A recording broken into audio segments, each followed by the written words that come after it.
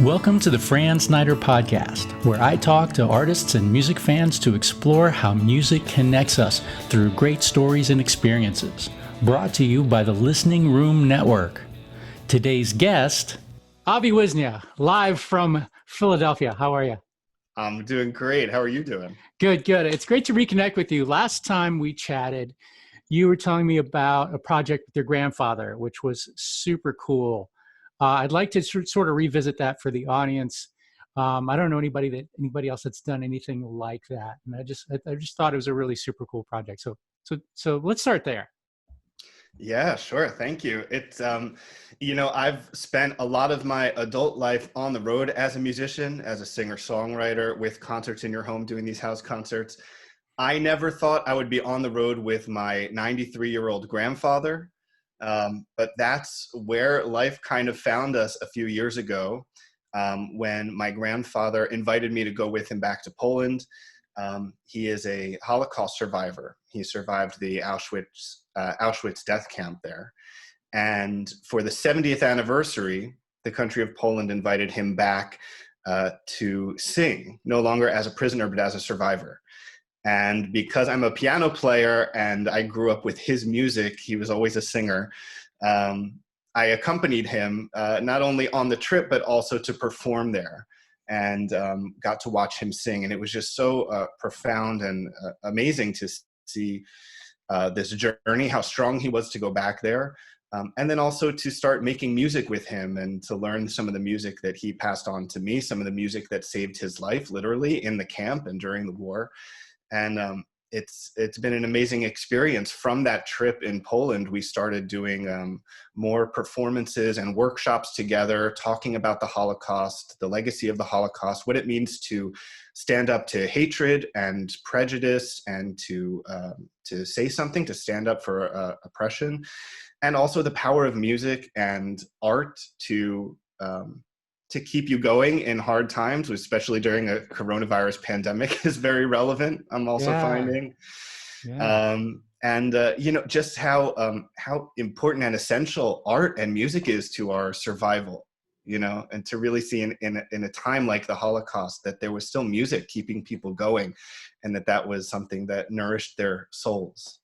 Yeah, I'm sure you're familiar with the book Man's Search for Meaning. Viktor Frankl describes, the majority of the people that survived the camps all had some burning reason to stay alive, something that remained as a source of hope or a source of connection for them. And music, I think, is the most profound connective tissue that we have on this planet. And so it's always great to hear stories like that, where music actually literally saves people's lives. A lot of people say that metaphorically, Yeah, it does. It really does. So that's fantastic. I'm sure your grandfather must have been just thrilled and touched by your involvement in that project as well. I think it was amazing to experience it with him, and to see it as a way, not just of him telling his story to the world, but him telling his story to me, and for us to bond over that. Mm-hmm. And I can't tell you that the number of times where I just saw him look at me during the trip, or I'll see him look at me when we're traveling, and just feel that, to feel the weight of that legacy being passed on is so important, and to know that we share that bond of music also is just really, really special and meaningful. Yeah, I'm sure you had quite a few moments that got you a little choked up. I was also curious about the Songwriters Circle that you started. How far back does that go? Tell me a little bit about how that started. And I guess you said you sort of recently sort of got back into it. Is that right?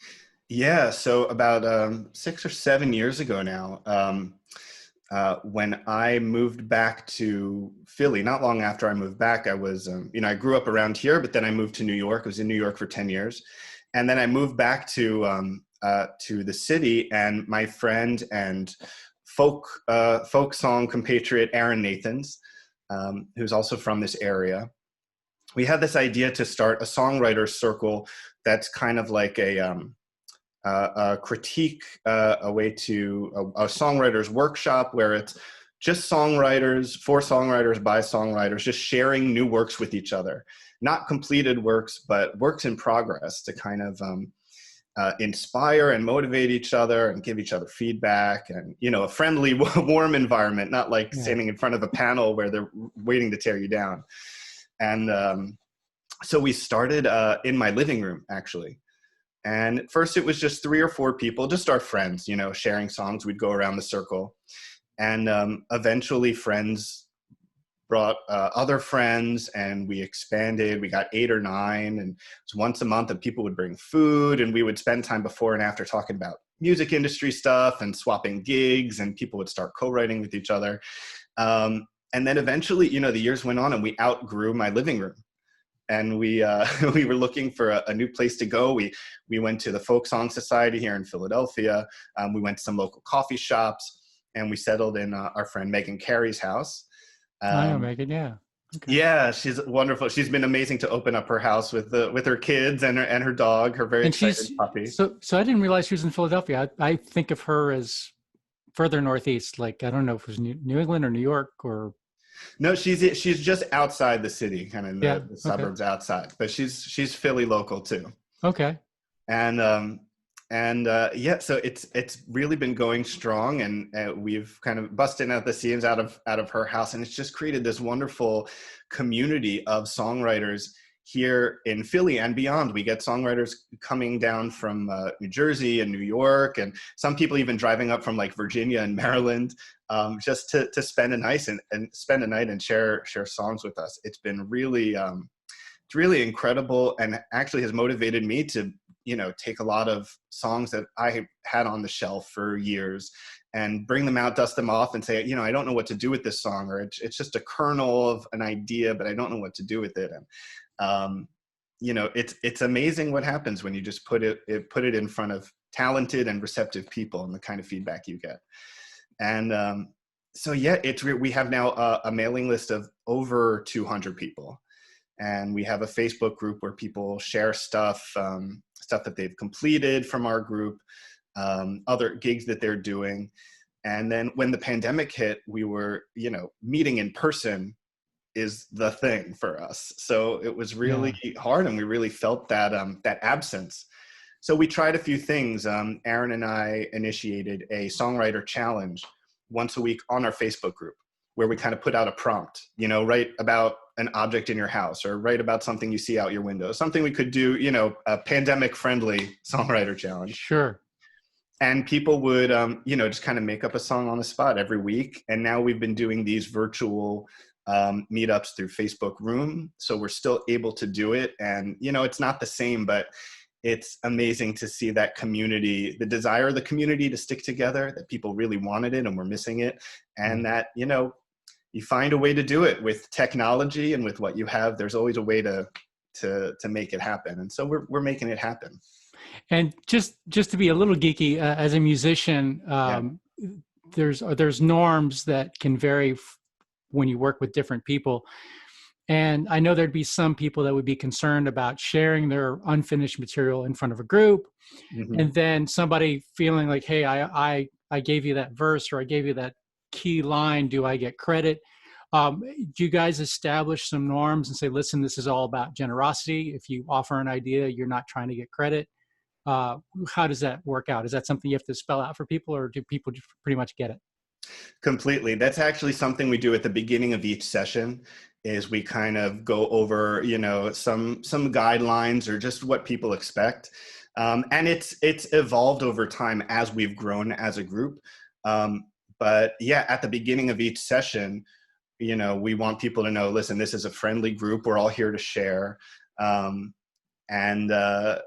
You know, we set up, it's more to set up expectations for people to know, because it is so personal and vulnerable, right? That space for people to bring a song, especially when it's not finished. It's something else to put your song out there on the stage when you've practiced it and you've revised it, you've edited it. But when you don't even know if it's good or not, or you don't even know what the idea is, it's very intimidating to do that, especially with other musicians.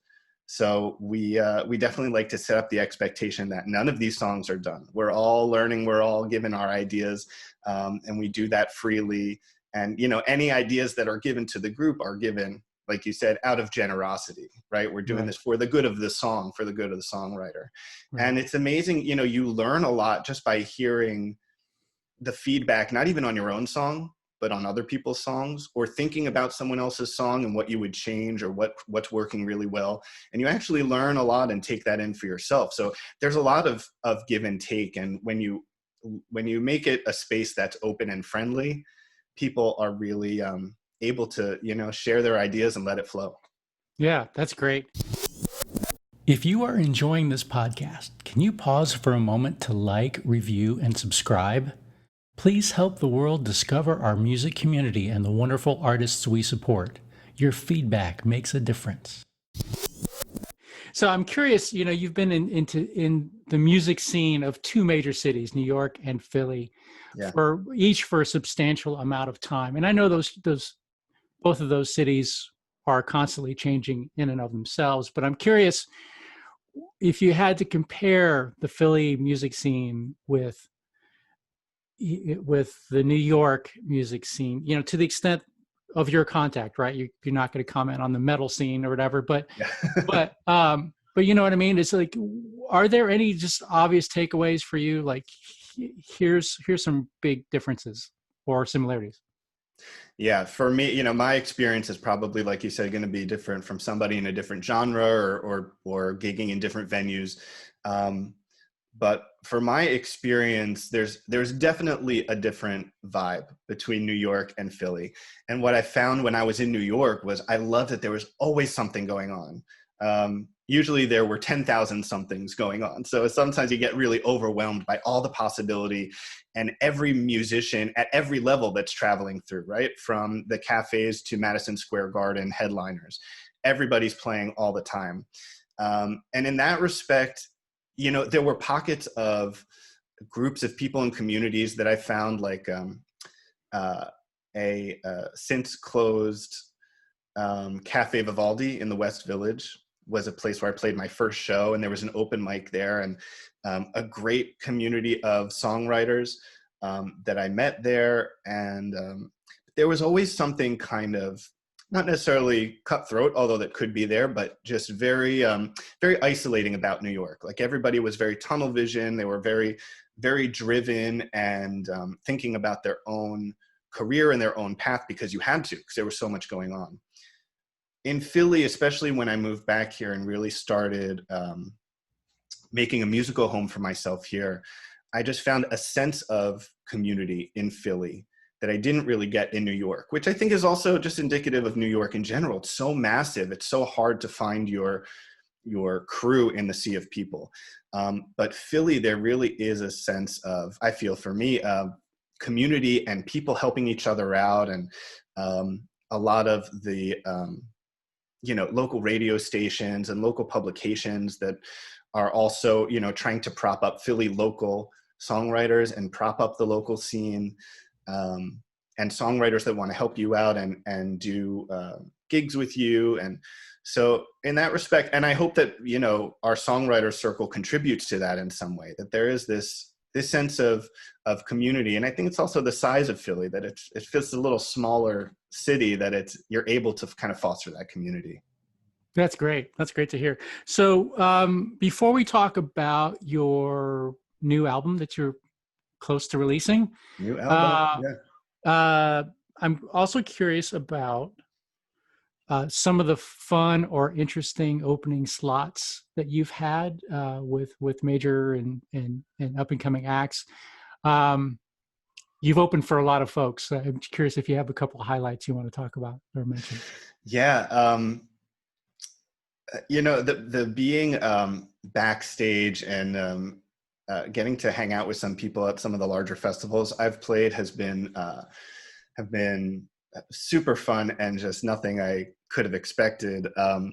You know, I got to talk to Ani DeFranco backstage at the Apple Farm Festival here in New Jersey, which was really fun. I heard that she doesn't really, you know, she's not really a chatter, but I had a chance to to talk with her backstage. She was so friendly and nice. There was another time where I flew to Tulsa, Oklahoma for a music festival. And I took my guitar player with me. He's from Japan. And we were hanging out backstage, and there are like multiple stages. And so because of this huge festival, we got to hang out behind the main stage where the Roots were playing. And I just remember all these trailers with different people coming out of it, and just walking by one trailer where the door opens up and just smoke billows out, and Questlove comes out with like the pick in his hair, and just getting to hang out with him there, amidst all the trailers and the smoke and the lights in the middle of Oklahoma, and just getting to chat with these amazing musicians, just like they're regular people, because they are regular people, Yeah. And I imagine your guitarist was even more tickled than you at what he saw and experienced. Yeah, it's he in terms of culture shock, Yeah, so he left the day before me to go back to New York when we were still living in New York. And actually, he was leaving the hotel in the morning, and I was still sleeping. And a white van pulled up, because there was a shuttle at the hotel. And a white van pulled up. So he said, "You're going to the airport?" They said, "Yeah." He got in. And when he got out at the airport of the van, there were all these people, taking pictures and cheering. And he was like, "Oh, I didn't know I played Oklahoma. I'm a big star now." He didn't realize that he got in the personal van of the Roots, who had played the night before. And he asked if they were going to the airport, and they're just friendly guys. And they said, "Yeah, we're going to the airport. We're going back to Philly or New York or wherever it was." And he just got in the van with the Roots, and he was chatting with them the whole time. And he didn't realize that who we had met the night before. Oh, that's like, fantastic. Toru, you just realized that like the Roots just took you home. Just crashing the van. I love it. Crashing the van with the Roots. Yeah. I love it. So you haven't put out a CD in more than 10 years. It's true. And you've got, this must be totally thrilling to have something about ready to launch. Tell us about it. Tell us about the fundraising and the music. Yeah, I'm so excited to finally have an album out. It's been 10 years since my last studio album. And in that time, I've been performing a lot and traveling a lot. I've been to Brazil and Poland and to Japan to see my guitar player who moved back there. And I guess I was so much time traveling that I was just letting all this arsenal of songs build up. And for me, I love performing live, and getting into the studio is something that I guess I have I have a little hesitation about. Like, it's not my most comfortable place. For me, I'm comfortable on stage or in a room with people, but being like in a sound booth by myself is totally intimidating.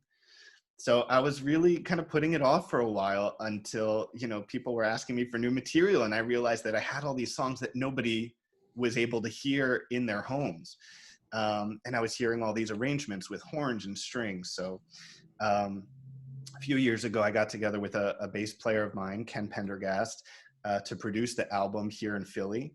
And I had, maybe 40 or 50 songs that we sifted through. I chose my top songs that I had been working on, some for years and years, some which were brand new, and a few choice covers. And we finally got in the studio before the pandemic hit. And I'm so grateful because we got all the music recorded. And then when the pandemic hit, we've just been mixing, back and forth in our houses and working on the album art and that kind of thing. And the album is almost done. It's so close to being done. So I'm about to launch this Kickstarter campaign. It'll be going on through November to December to help raise funds to finish the album. And then we'll get it out to everybody. So yeah, my second studio album, the first in 10 years. And I'm just excited for people to hear the new music. Yeah, I can't wait to hear it. So just to clue in the audience to what your sound might be influenced by, can you tell me the two covers that are on the upcoming album? Yeah, I'll tell you two of them. One is I'm actually going to be playing them at a Facebook live stream show to kind of preview some of the songs on the album. One is Neil Young's Harvest Moon. Yeah. And another one is a bossa nova classic done with a kind of R&B pop twist. So it's a song by Antonio Carlos Jobim called Gingy. Okay. And it's got a real sexy, jazzy vibe to it. I love bossa nova and Brazilian music, and especially the bossa nova classics by Jobim and João Gilberto. So having a little piece of that on this album also is really, really meaningful. But to do it in my own kind of jazzy, folky, poppy way is really cool. Killer. Well, Avi, it's so awesome to reconnect with you, chat, and learn about what you've been up to. Email me those links, the Kickstarter link when you have it, and I'll put it with this video. Yeah. And we'll obviously we'll send people to your website.